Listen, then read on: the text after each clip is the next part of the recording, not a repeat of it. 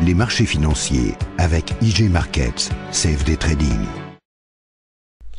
Bonjour, c'est Gilles du site boursicoté.com. Voici l'analyse technique des principales paires de devises du marché Forex ainsi que l'analyse de l'or et du pétrole pour les matières premières. Et nous sommes aujourd'hui le jeudi 29 mars 2012. Avec aujourd'hui donc une chute technique au sein d'une tendance qui reste haussière puisque nous n'avons pas cassé le point bas, le dernier point bas significatif, mais un mouvement technique donc qui continue sur l'euro-dollar puisque nous sommes ici venus tester donc des zones de point bas. On est en contact ici sur la bolle inférieure. On a marqué ici un mouvement d'exagération qui a déjà provoqué ici une réintégration de la bande puisqu'on est revenu ici sur cette zone. Vous voyez, on est descendu, remonté et puis on est revenu donc rentré à l'intérieur. Donc pour l'instant le mouvement baissier se poursuit. Point de vue des indicateurs, vous voyez qu'on n'est pas encore totalement sur achat, c'est un peu comme le CAC, on a le RSI qui continue à baisser, le stochastique ici qui arrive en zone de survente, mais c'est pas un surachat, décidément c'est une survente bien sûr. Stochastique ici qui arrive en zone de survente, mais avec un indicateur MACD ici qui nous laisse de la marge, puisque vous voyez qu'on a des amplitudes des fois sur certains mouvements qui sont bien plus amples et qui ne donnent pas forcément lieu à des retournements. Donc ne pas trop se fier à cet indicateur même s'il donne des points de retournement pertinents. Mais là nous sommes clairement ici, nous sommes repassés donc sous la zone des 1,3280, zone qui avait été cassée ici sur cette zone. Je vous avais dit hier qu'on pouvait penser à un overlap ici de retour sur cette zone avec possibilité suite à cette phase d'exagération qui a déjà été réintégrée, et bien un retour de la zone haussière, pardon, de la tendance haussière, mais pas du tout.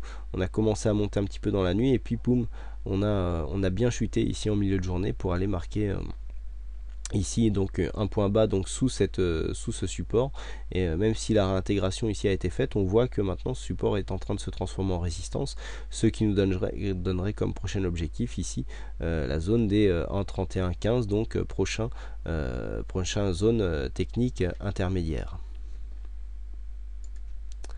On passe tout de suite au câble, donc le câble aussi avec une configuration assez intéressante. Alors le câble, je rappelle, était en train d'évoluer en range. On est en train de tenter ici une petite poussée haussière. Alors cette poussée haussière est à mon sens toujours valable, puisque ici nous avons eu un mouvement d'exagération qui a été rapidement repris. Là on commence à remonter légèrement. Vous voyez que les points bas se font quand même de plus en plus haut, mais on sent que la dynamique n'est pas là. Alors on est quand même proche de la bande de Bollinger inférieure qui pourrait commencer à venir soutenir les cours. Vous voyez quand même que les bandes sont plutôt orientées à la hausse, même si on a tendance à se resserrer ici, ce qui nous indiquerait plutôt une tendance qui serait plutôt sur sa fin FIN bien sûr. Mais là on ne sent pas un gros élan, mais quand même on sent que la baisse, le mouvement baissier ici est en train de s'arrêter, puisqu'on a marqué un point bas, petit rebond technique, et on n'a pas encore casser ce point bas donc à la baisse, qui plus est en cassant donc les 1,5850. Donc on pourrait ici assister à un retournement qui nous emmènerait bien ici sur des prochains plus hauts, à moins que on parte sur une phase stable. Donc là pour l'instant, tant que l'on reste ici au-dessus des 1,59, et bien le mouvement serait plutôt haussier, puisque cette zone ici des 1,5850 a bien joué son rôle de support et a provoqué un très beau rebond. Sur le dollar yen, donc toujours dans un mouvement de consolidation, vous voyez qu'on aurait pu ici anticiper un possible retour de la hausse, et bien pas du tout. Nous sommes toujours dans ce mouvement de consolidation ici suite à la forte hausse qui avait été constatée donc ces dernières semaines. Vous voyez comment nous sommes ici dans un mouvement de consolidation qui, compte tenu de la tendance ici, est relativement peu dynamique. On vient de taper un deuxième test ici des 82, c'était une zone que je vous avais indiqué ici comme ayant eu un précédent point bas. On n'a pas été au-delà, c'est-à-dire qu'on l'a attaqué de quelques pips, puisque le plus bas se trouve à 80 à 90. On voit que par rapport à l'échelle ici de cette zone, par rapport au précédent point bas donc qui se situe à 81 97, et bien à 7 pips près, on peut dire que les rebonds se sont faits sur la même zone, et donc pour l'instant c'est quand même un mouvement de consolidation qui est en train de continuer, et donc là nous serions plutôt sur un rebond technique, mais qui serait en vue d'une continuité de ce mouvement de consolidation, puisque nous n'avons pas de mouvement fort qui pourrait nous donner ici une phase de retournement, et donc un retour de la tendance haussière moyen terme.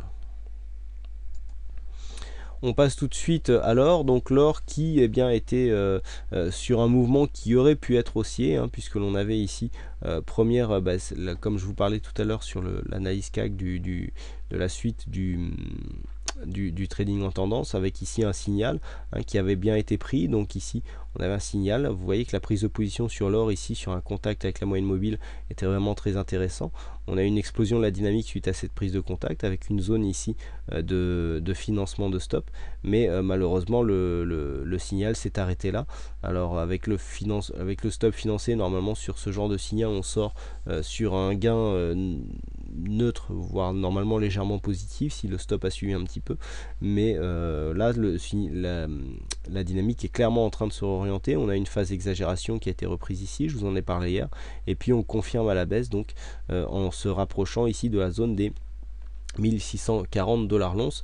Une rupture ici de cette zone nous donnerait des objectifs sous 1620 et donc replongerait l'or dans une phase plutôt baissière, alors que nous étions déjà sur une phase baissière avec une belle sortie, belle dynamique haussière. Mais là on est en train de totalement invalider cette sortie, et on s'acheminerait donc sur une sortie en range, puisqu'on a une zone de point bas ici entre 1630 1640 et une zone de point haut pour l'instant qui se situerait entre 1690 et 1700 $ l'once. Et enfin on termine avec le WTI, donc là le WTI sur lequel nous avons aujourd'hui clairement une sortie de tendance baissière, hein. Là cette vue large, il n'y a pas besoin de rajouter grand chose, donc on était ici sur une phase haussière, on a oscillé pendant quelques semaines ici au sein de cette zone entre 104,50 et 108,50 approximativement, et puis aujourd'hui c'est la cassure dans une situation technique, dans une configuration technique ici très survendue.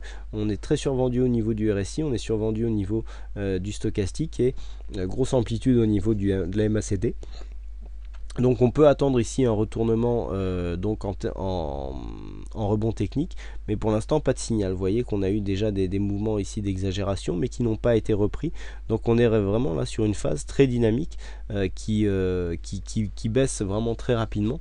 Et donc là le prochain objectif ceci sera aux alentours des 102 $ le baril, puisqu'on avait eu ici une hausse très rapide sur cette zone. Vous voyez comment on était venu ouvrir un gap, et puis là c'était vraiment monté très vite. Vous voyez que on avait été très dynamique, et là ce qui est intéressant de constater, c'est que depuis la cassure justement de cette zone au-dessus de laquelle nous étions depuis maintenant quelques temps, la descente se fait encore d'une manière très dynamique. C'est comme si entre 102 et 104,50 ici il y avait une zone avec très peu de cotation où les cours passent mais ne restent pas. Donc là objectif ici 102 pour une continuité de mouvement, mais attention, puisque là quand même nous avons une survente en situation technique qui est assez forte et qui pourrait ralentir les cours. Voilà donc ce que l'on peut dire sur ces analyses techniques Forex et matières premières. Il ne me reste plus qu'à vous souhaiter à toutes et à tous une bonne soirée, bonne chance dans votre trade, et je vous donne rendez-vous dès demain pour de prochaines analyses vidéo. Bonsoir à tous. Les marchés financiers avec IG Markets, CFD Trading.